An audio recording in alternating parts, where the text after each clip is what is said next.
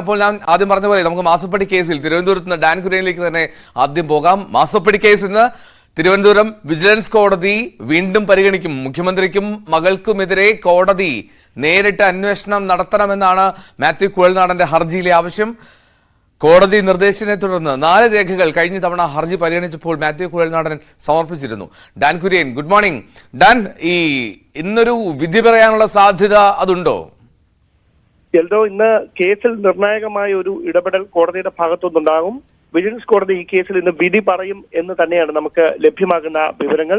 മുഖ്യമന്ത്രിക്കും മകൾക്കും ഒരുപോലെ നിർണായകമായ ഒരു വിധിയാകും കോടതിയുടെ ഭാഗത്തു നിന്നുണ്ടാകുക. കാരണം മാത്യു കുഴൽനാടൻ നേരത്തെ ഇതുമായി ബന്ധപ്പെട്ട കോടതിയെ സമീപിച്ചപ്പോൾ വിജിലൻസ് അന്വേഷണം നടത്തണം എന്നായിരുന്നു ആവശ്യം. പിന്നീട് അദ്ദേഹം വിജിലൻസ് കോടതി തന്നെ നേരിട്ട് അന്വേഷണത്തിന് നേതൃത്വം നൽകണമെന്ന നിലപാട് മാറ്റുന്ന സാഹചര്യമുണ്ടായി. അതിനുശേഷമാണ് ഇതുമായി ബന്ധപ്പെട്ട എന്ത് തെളിവുകളാണ് ഈ KMRLനെയും KMMLനെയും തമ്മിൽ CMRLനെയും KMMLനെയും തമ്മിൽ ബന്ധിപ്പിക്കുന്ന എന്ത് തെളിവുകളാണ് ഉള്ളതെന്ന് കോടതി ആരാഞ്ഞത്. അതിനുശേഷമാണ് അദ്ദേഹം കഴിഞ്ഞ ദിവസം 5 രേഖകൾ കോടതിയിൽ സമർപ്പിച്ചിരിക്കുന്നത്. എന്തായാലും അതുകൂടി പരിഗണിച്ചായിരിക്കും കോടതി ഈ കേസിൽ ഇന്ന് വിധി പറയുക.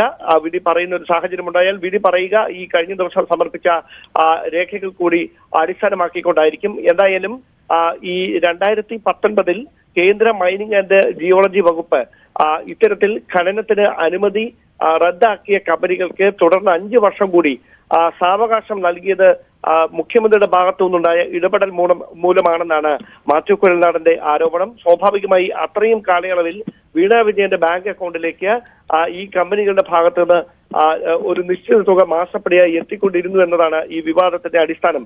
സ്വാഭാവികമായി ഇത് തമ്മിൽ ബന്ധിപ്പിക്കുന്ന തെളിവുകൾ ഉണ്ടെങ്കിൽ മാത്രമേ അന്വേഷണം നടത്താനുള്ള ഒരു നീക്കം വിജിലൻസിന് കൈമാറാനുള്ള നീക്കമൊക്കെ കോടതിയുടെ ഭാഗത്തു നിന്നുണ്ടാവുകയുള്ളൂ. അതുകൊണ്ട് തന്നെ തെളിവുകളുടെ അടിസ്ഥാനത്തിൽ തന്നെയായിരിക്കും കോടതി ഇന്ന് ഈ കേസ് കൃത്യമായി പരിഗണിക്കുക. കഴിഞ്ഞ ദിവസം ഹാജരാക്കിയ രേഖകൾ ഈ തെളിവായി കോടതി പരിഗണിക്കുമോ എന്നതാണ് ആകാംക്ഷയോടെ ഏവരും ഉറ്റുനോക്കുന്നതും. എന്തോ ഡാൻ, ഈ നേരത്തെ സമർപ്പിച്ച രേഖകളിലൊന്നും കാര്യമായിട്ടുള്ളൊരു ബന്ധം കണക്കാക്കാൻ കഴിഞ്ഞില്ല എന്നുള്ള തരത്തിൽ വിജിലൻസ് അത് തള്ളിയിരുന്നു. അപ്പോൾ ഈ പുതിയതായി സമർപ്പിച്ച രേഖകൾ അത് എത്രത്തോളം നിർണായകമാകുമെന്നാണ് പ്രതീക്ഷിക്കേണ്ടത്? എന്താണ് മാത്യു കുഴൽനാടൻ പ്രകടിപ്പിക്കുന്ന ഒരു ആത്മവിശ്വാസം?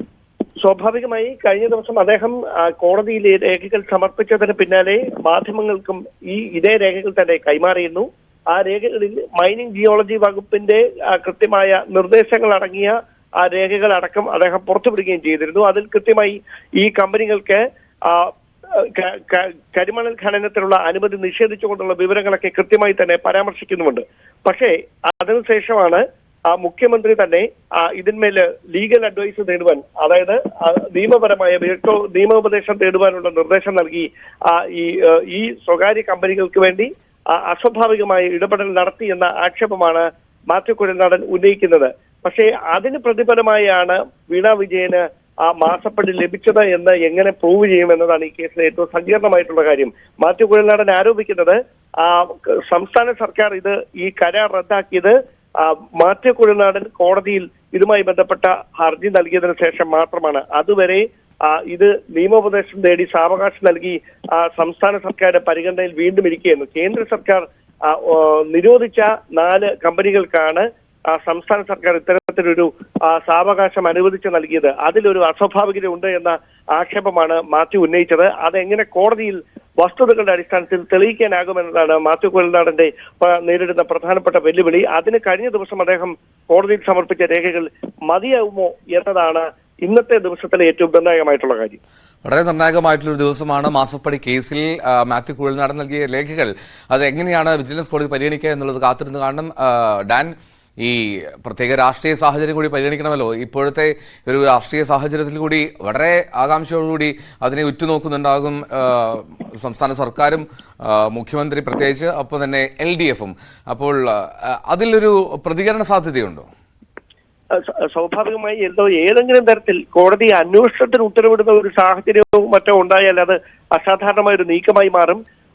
വീണ വിജയനെതിരെ സംസ്ഥാന വിജിലൻസ് തന്നെ അന്വേഷണം നടത്തുമ്പോൾ അത് മുഖ്യമന്ത്രിക്ക് കൂടി ഒരു വെല്ലുവിളിയായി മാറുന്ന സാഹചര്യം ഉണ്ടാകും. പക്ഷേ കോടതിയുടെ മേൽനോട്ടത്തിൽ ഈ അന്വേഷണം നടക്കണമെന്ന ഒരു അത്തരമൊരു നീക്കം ആദ്യഘട്ടത്തിൽ വിജിലൻസ് അന്വേഷിച്ചാൽ മതി എന്ന് പറഞ്ഞ മാത്യു കുഴൽനാടൻ പിന്നീട് കോടതിയുടെ മേൽനോട്ടത്തിൽ വേണം അന്വേഷണം നടക്കാനെന്ന നിലപാട് മാറ്റിയത് ഒരുപക്ഷെ മുഖ്യമന്ത്രി തന്നെ വിജിലൻസിന്റെ കൂടി വകുപ്പ് ഭരിക്കുന്ന ഒരു പശ്ചാത്തലത്തിൽ തന്നെയായിരിക്കും. എന്തായാലും കോടതിയുടെ ഭാഗത്ത് നിന്ന് ഏത് തരത്തിലുള്ള നീക്കമാണ് ഉണ്ടാകാൻ പോകുന്നത് എന്ന് തന്നെയാണ് രാഷ്ട്രീയ കേരളം ആകാംക്ഷയോടെ ഉറ്റുനോക്കുന്നത്. മുഖ്യമന്ത്രിക്കും മകൾ വീണ വിജയനും മാത്രമല്ല LDF-നും ഒരുപോലെ നിർണായകമാകും ഈ വിധി. അതോടൊപ്പം അത് പ്രതിപക്ഷം ആയുധമാക്കാനുള്ള എല്ലാ സാധ്യതകളും നിലനിൽക്കുകയാണ്. തുടർച്ചയായി ഇതുമായി ബന്ധപ്പെട്ട വിജിലൻസിനെ സമീപിച്ചതും അല്ലെങ്കിൽ കോടതിയെ സമീപിച്ചതും ഹർജികൾ നൽകിയതുമെല്ലാം മാത്യു കുഴൽനാടനായിരുന്നു. പക്ഷേ മതിയായ തെളിവുകൾ ഇല്ല എന്ന കൃത്യമായ കാര്യം ചൂണ്ടിക്കാണിച്ചായിരുന്നു വിജിലൻസ് കേസെടുക്കാനാവില്ല എന്ന് പറഞ്ഞത്. അതിന് പിന്നാലെയാണ് ഈ രേഖകളടക്കം കോടതിയിൽ നേരിട്ട് സമർപ്പിച്ചുകൊണ്ട് കേസിൽ അന്വേഷണം നടത്താൻ കോടതി തന്നെ മേൽനോട്ടം വഹിക്കണമെന്ന ആവശ്യവുമായി വീണ്ടും മാത്യു കുഴൽനാടൻ കഴിഞ്ഞ ദിവസം ഹർജി നൽകുന്ന സാഹചര്യം ഉണ്ടായത്.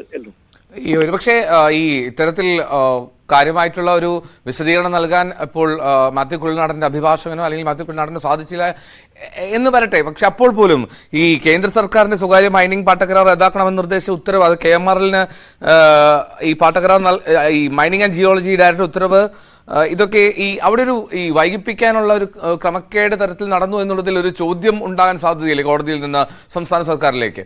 അന്വേഷണം പ്രഖ്യാപിക്കുക എന്നുള്ളതിനപ്പുറമായിട്ട് ഉണ്ടാകും എന്ന് തന്നെയാണ് മനസ്സിലാക്കാൻ കഴിയുന്നത്. കാരണം എന്തുകൊണ്ടാണ് കേന്ദ്ര സർക്കാർ റദ്ദാക്കണമെന്ന് 2019 ഏപ്രിൽ മാസം 12-ാം തീയതി ഉത്തരവിട്ട ഒരു രേഖയടക്കം അദ്ദേഹം പുറത്തുവിട്ടിരുന്നു. അങ്ങനെ കേന്ദ്ര സർക്കാർ തന്നെ മൈനിങ് ജിയോളജി വകുപ്പ് നിരോധിച്ച അല്ലെങ്കിൽ റദ്ദാക്കിയ കരാറുകൾ റദ്ദാക്കണമെന്ന് ആവശ്യപ്പെട്ടിട്ടും സംസ്ഥാനം അതിൽ പുനർവിചിന്തനത്തിന് തീരുമാനിച്ചതിന് കാരണം എന്താണ്? മുഖ്യമന്ത്രി ഈ സ്വകാര്യ കമ്പനിയുടെ അപേക്ഷ പ്രകാരം അതിന്മേൽ നിയമോപദേശം തേടാൻ മുഖ്യമന്ത്രിക്ക് ആ കമ്പനിയുമായിട്ടുള്ള ബന്ധം എന്താണ്? ഇതടക്കമുള്ള കാര്യങ്ങൾ ചർച്ചയായി വരും. അവിടെ ഏറ്റവും നിർണായകമായി മാറുക, ഞാൻ നേരത്തെ സൂചിപ്പിച്ച പോലെ, അത്തരത്തിൽ ആ കരാർ സംസ്ഥാന സർക്കാരിന്റെ ഭാഗത്ത് നിന്ന് റദ്ദാക്കുന്നതിൽ നേരിട്ട കാലതാമസത്തിന് കമ്പനി നൽകിയ പ്രതിഫലമാണ് മാസപ്പടി വീണ വിജയന്റെ അക്കൗണ്ടിലേക്ക് നൽകിയ പണമെന്ന് എങ്ങനെ തെളിയിക്കാൻ കഴിയുമെന്നതാണ് ഈ കേസിലെ ഏറ്റവും നിർണായകമായിട്ടുള്ള കാര്യം. അത് തെളിയിക്കാൻ കഴിയുന്ന സബ്സ്റ്റാൻഷ്യൽ ആയിട്ടുള്ള എന്തെങ്കിലും തെളിവുകൾ മാത്യു കുഴൽനാടനെ കോടതിക്ക് കൈമാറാൻ കഴിഞ്ഞിട്ടുണ്ടോ എന്നതാണ് ഏറ്റവും പ്രധാനപ്പെട്ട കാര്യം. അത്തരത്തിലുള്ള വിവരങ്ങളെ കുറിച്ചുള്ള വിശദമായ സൂചനകളൊന്നും ഇതുവരെ ലഭ്യമായിട്ടില്ല.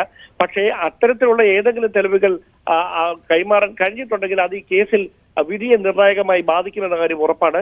സ്വാഭാവികമായി അതുകൊണ്ട് തന്നെയാണ് ഈ ദിവസം മാസപ്പടി കേസുമായി ബന്ധപ്പെട്ട നിർണായകമായ ഒരു ദിവസമായി മാറുന്നത്. Okay, right.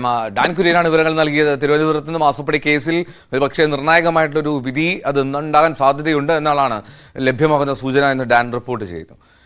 ഇനി